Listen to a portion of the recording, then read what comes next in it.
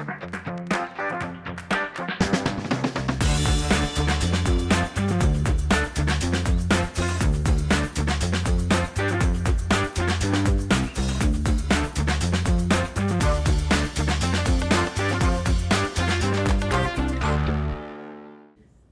isso aí, pessoal. Estamos de volta aqui no nosso Tardes TV. Vamos relaxar nessa sexta-feira, não é, minha gente? Agora eu vou chamar o Claudinho Lima, que é o nosso músico do dia, para cantar, pra gente ir relaxando dessa correria da semana. Tá todo mundo meio com o pescoço doendo, os bracinhos doendo de tanto teclar, a correria. Denilson tá com dor nas costas. Denilson, não entrega a sua idade, Denilson. Já Denilson tá aqui com a gente no próximo quadro. Estou aqui com duas presenças ilustres. Doutora Diva Monteiro, nossa guru da saúde aqui.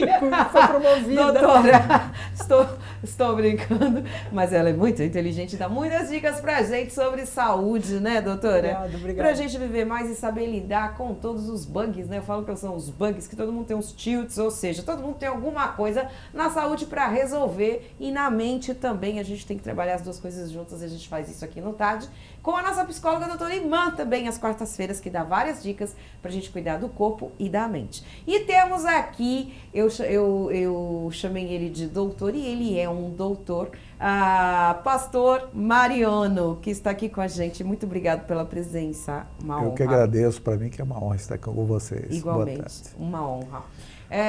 Já falamos com eles, vamos ouvir uma música de Claudinho Lima e já vocês vão ouvir a história aqui do pastor incrível, emocionante e um propósito de Deus. Tá bom, gente? Vamos continuar. Claudinho, vai lá.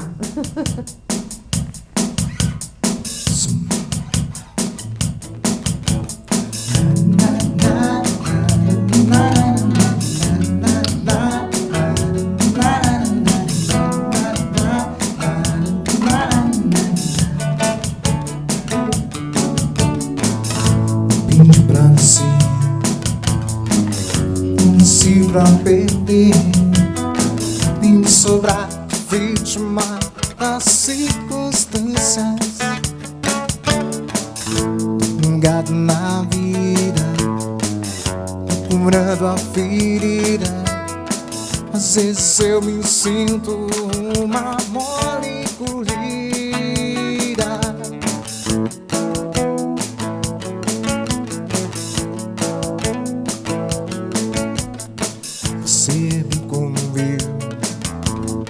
Conheço que é ser assim, só que nessa história ninguém sabe o fim. Você não leva pra casa e só traz o que quer. Eu sou teu homem, você é minha mulher. A gente vive junto e a gente se dá bem. Não desejamos mal a quase ninguém. E a gente vai à luta e conhece a dor. Consideramos justa toda forma de amor.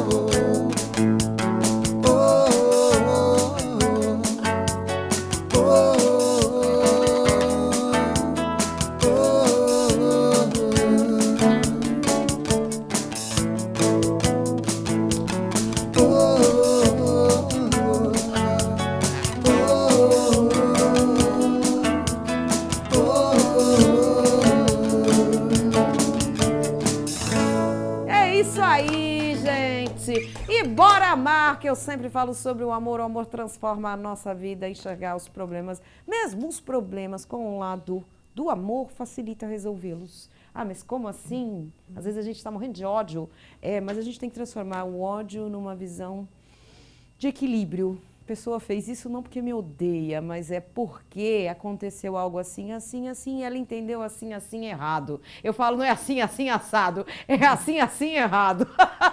E a vida é assim, minha gente, mas não vamos deixar afetar a nossa saúde. Falando em saúde, aí vem a nossa vinheta do Médico Responde.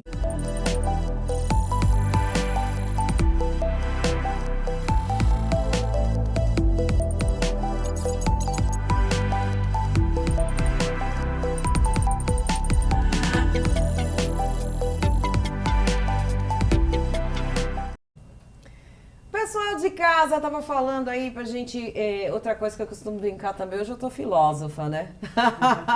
Tô filósofa. Uma coisa que a gente sempre fala é o seguinte, perdoa que é mais fácil, né? Eu tava falando aqui, o Claudinho cantou a música de Toda Forma de Amor, né? E aí me deu essa inspiração de falar isso pra vocês. Às vezes, gente, perdoa que é mais fácil. Eu falo isso pro meu marido. Não fica nervoso, não. Perdoa que é mais fácil. E falando nisso, vamos conversar aqui agora, falando de perdão e tudo mais, espiritualidade. Estou aqui com o pastor Mariano. Acabei me inspirando com a vossa presença. Obrigado por ter vindo ao programa. Nosso assunto é um assunto delicado. Doutora Diva trouxe essa pauta para a gente refletir e falar sobre ela, né? Doutora. Então, o senhor Mariano, o pastor Mariano que está aqui, ele tem câncer de mama.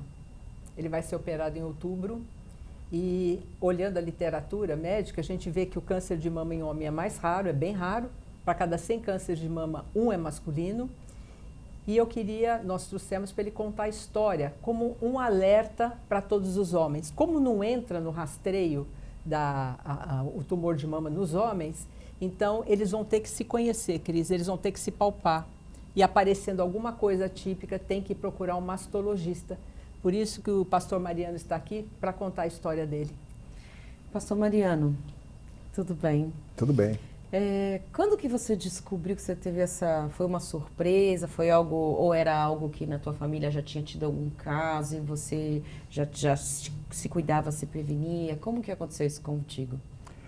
Bom, tive caso, né? A minha mãe teve câncer no útero, meu pai também teve na nariz, mas eu, por volta de dezembro do ano passado, janeiro agora, eu comecei a sentir umas fisgadas muito fortes no peito. Eu fiquei assustado, achei que eu tinha algum problema do coração. Aí fui fazer vários exames aí com o cardiologista, né? E não dava nada. Eles falaram, não, seu coração é perfeito, você nunca bebeu, nunca fumou e tal, faz caminhada, então tá tranquilo. E eu fiquei preocupado, falei, poxa, mas essas dores são frequentes. Elas não eram todos os dias, mas quando ela apertava, era uma fisgada muito forte no peito, no bico do peito. E aí eu procurei um outro médico, e ele falou, olha, vamos fazer um ultrassom. Aí foi quando eu fiz o ultrassom e já tinha dado lá no começo, né, como eu falei para a senhora, já tinha dado lá no começo um nódulo. Mas aí ele não deu muita importância, dizendo que, por ser raro também, né? Claro. Aí ele não investigou com muito mais afinco e tal, e falou, isso é normal. Pode ser só glândula, um nódulo simples. Tal, isso é idade. E não era, né? E não era. Não era. Mas como que você descobriu, você falou assim, tem alguma coisa errada, pastor? Como que você falou, não, eu tenho que investigar? Então, Deus é maravilhoso, né? Deus tem seus planos. E o meu irmão é biomédico, eu confio muito nele, ele é muito bom naquilo que ele faz, o Robson. E ele mora nos Estados Unidos hoje, e ele veio passear aqui no Guarujá faz 2 meses. E eu estava achando estranho que o meu peito estava com o bico invertido. O bico esquerdo estava invertido. O bico para dentro, né, e o outro normal. E começou a inchar e eu mostrei para ele. Mas assim que eu mostrei, ele falou, não tem nada normal aí. Ele trabalhou muito tempo com imagem, né? E ele falou, nós vamos fazer amanhã uma mamografia. Aí eu já me assustei, eu falei, E aí eu fui para a mamografia e lá constatou. E aí fui para outro dia fazer a ultrassom. E aí eu perguntei para o médico que estava fazendo, que era amigo dele. Eu falei, doutor, eu estou com câncer? Eu já fui direto, né? Esse é o objetivo, né? Aí ele falou, você tá. Ele também foi da mesma medida, né? Você já sabia, né? Eu já sabia. Meu irmão já de cara falou isso. E aí ele falou, daí naquela hora o chão caiu. Eu falei, já pensei na esposa, não em mim. Sério, você pensou na sua esposa? Na minha esposa, na minha filha, até porque, para mim, como Paulo diz, o morrer é lucro, porque nós vamos estar com o Senhor, né? Sim. Mas eu pensei nas meninas, e na hora o chão assim desabou. Mas logo em seguida também, o choro pode durar uma noite, a Bíblia diz. Sim. E a alegria vem pela manhã. Vem pela manhã, exatamente. E aí Deus me deu uma palavra e fique tranquilo.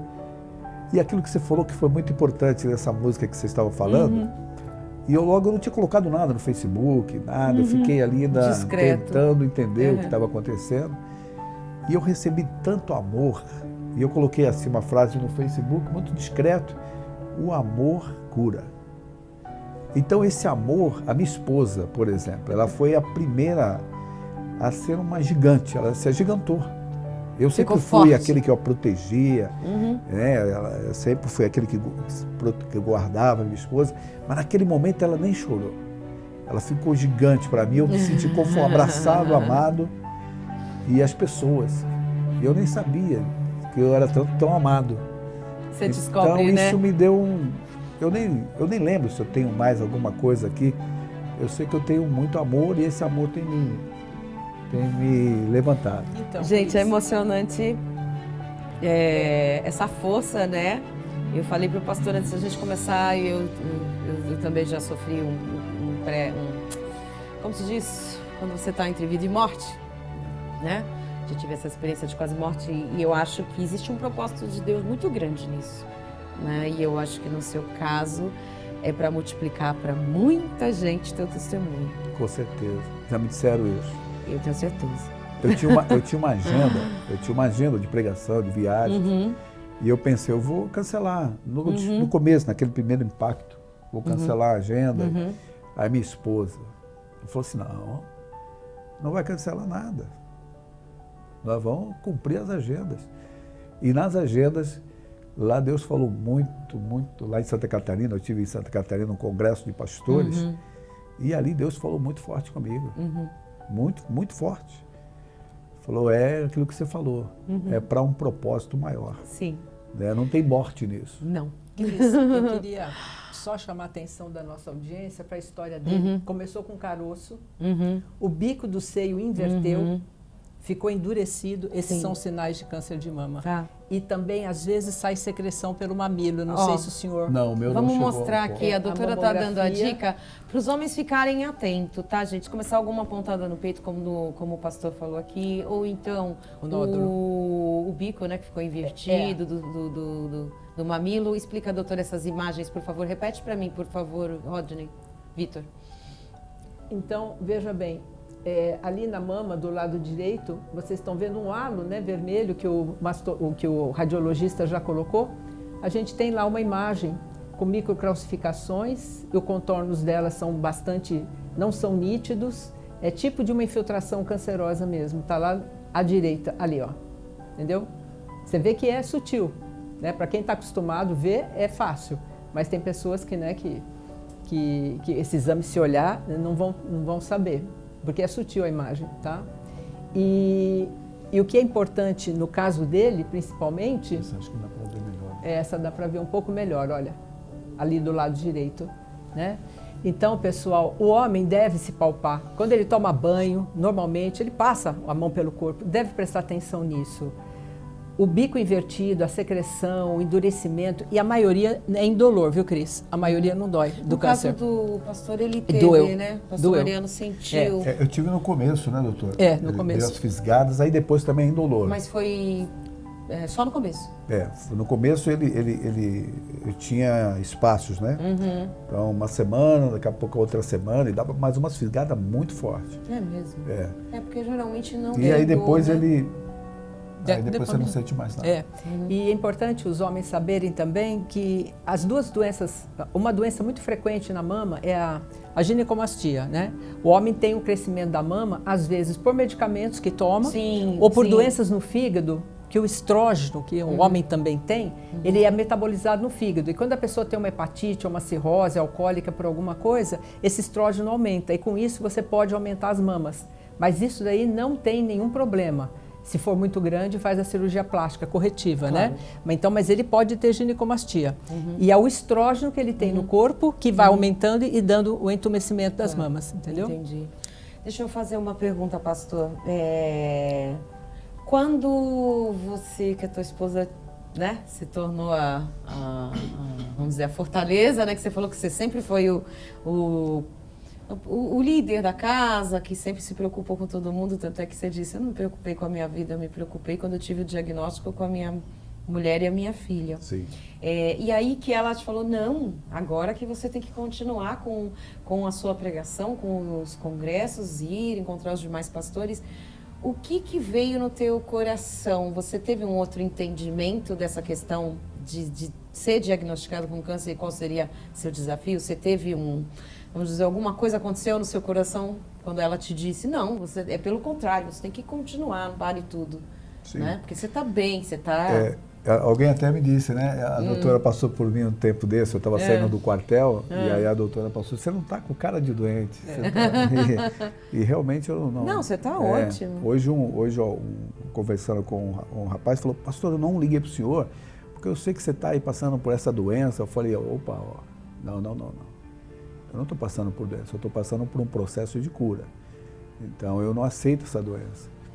Então, isso tem me feito muito bem, né? Eu tenho me cuidado, claro, né? Deixado meu sangue mais alcalino. Alimentação. Até tomando uma água com pH 10, alimentação. Então, estou fazendo um preparando processo. Limpando assim o seu que eu fiquei corpo. Sabendo, então eu já entrei num processo aí de trabalhar. Antes de ir no mastologista agora, que eu tive semana retrasada. Claro. Mas eu mudou uma chave na minha vida a partir daí, né?